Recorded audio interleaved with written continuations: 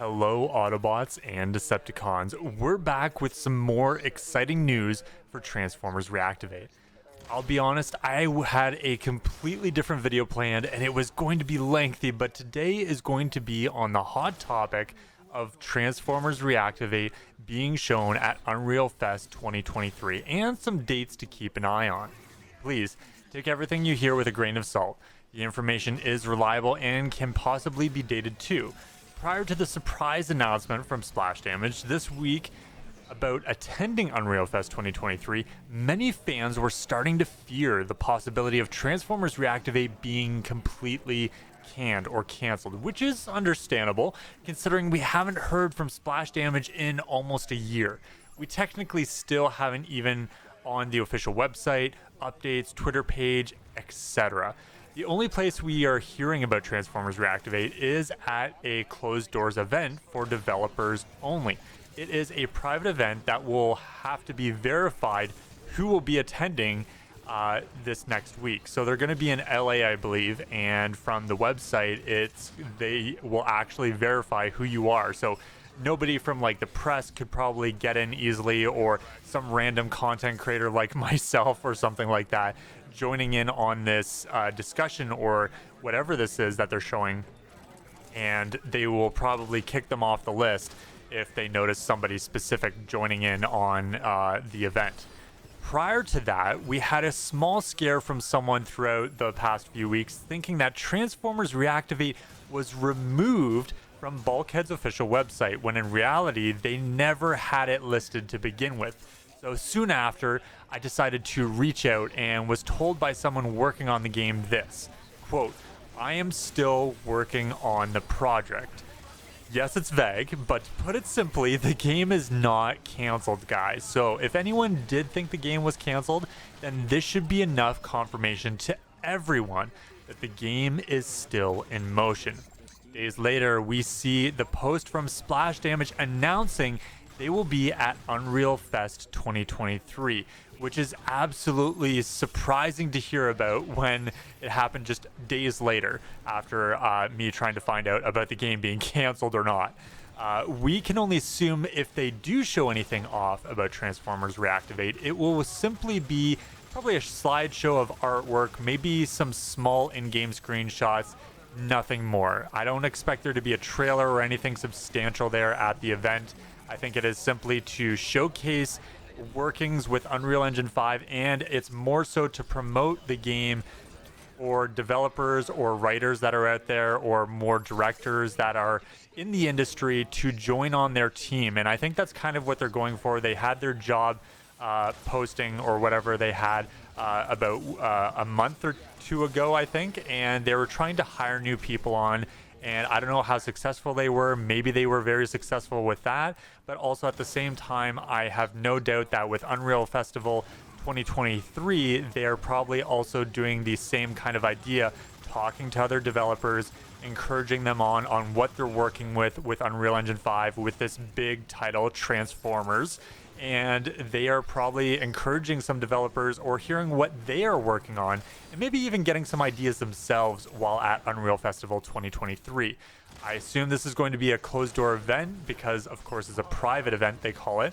The reason why people like Silver Optimus on TFW 2005, for example, is hyping up Unreal Festival 2023 is because they too probably have updates behind the scenes as to what is going on. The important thing to note is what is to follow after Splash Damage attends Unreal Festival 2023, though. However, I can't say what. All I can say is something is coming. Come. I'm coming. I'm coming. Let them come. Now, we also had some surprise updates regarding the toys for Transformers Reactivate as well. I can now say that, yes, Transformers Reactivate toys have been completed since 2020, sitting in factory, and a leaker seems to have appeared talking about the toys publicly on the forums.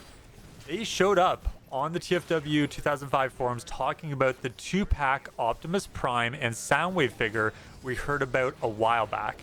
Now, keep in mind, if this is real, that means Transformers Reactivate toys are getting into the hands of some people behind the scenes early, meaning that Transformers Reactivate toys may either be a few months to a year away from being officially released. Now, when I leaked the designs for both Optimus Prime, Megatron, and Bumblebee renders, it was amazing hearing the Transformers fans' reaction to the designs. And a lot of people, even the people that are leaking and talking about the toys, are in love with these designs. Some people even commenting saying that they think it's one of the best designs that are out there. For the most part, fans were in love with them. Now, keep in mind, there will be minor changes to these designs, from maybe paint and maybe a bulkier back for like the I don't know what you want to call it, the back portion to the Autobot or Decepticon, maybe a smooth finish to the chassis. But beyond that, the designs I've shared with viewers are almost one-for-one accurate to how they will show up for the toys and in-game. Soundwave also looks pretty much the same as we saw in the old cutscenes. Now, these are just some of the posts on TFW 2005 if I haven't already been going over them. In other news, Tigerhawk, Magnius, and the Reactivate figures have made it into hands. Not going to buy the former two, they say, and I'll probably wait a while for the Reactivate figures because I'm kind of off non-legacy right now. But I will say that Soundwave and Optimus look absolutely amazing, which again references what I've already reiterated for you guys. Now, someone else says, Hot Rod says, oh wow, so they're coming sooner than I expected. Was thinking around Q3 2024 or mid 2024 with the game's release, but that's great to hear. They look good. I like the Prime design and Soundwave. I dig that he's a van because I remember the Voyager Starscream pack was supposedly F-22 Raptor inspired. And oh man, I want it, Hot Rod says. But then Jazz of the Stannis says, yeah, when I heard they were leaking, I was very surprised considering we hadn't had any info on the game for months and months. If I had to guess, with absolutely no evidence, I'd hope the new trailer or some sort of new info will come out during the SS reveal in late October. Since these are already leaking, I'd be extremely surprised if the toys weren't revealed then, and if the toys are being revealed then, I'd expect new info. All speculation though, so they can't say one way or another if that is true or not. It's simply a guess on their part. Then he quotes after Chainlink saying, can you confirm this is what we're getting? I don't believe these were officially revealed as the character designs.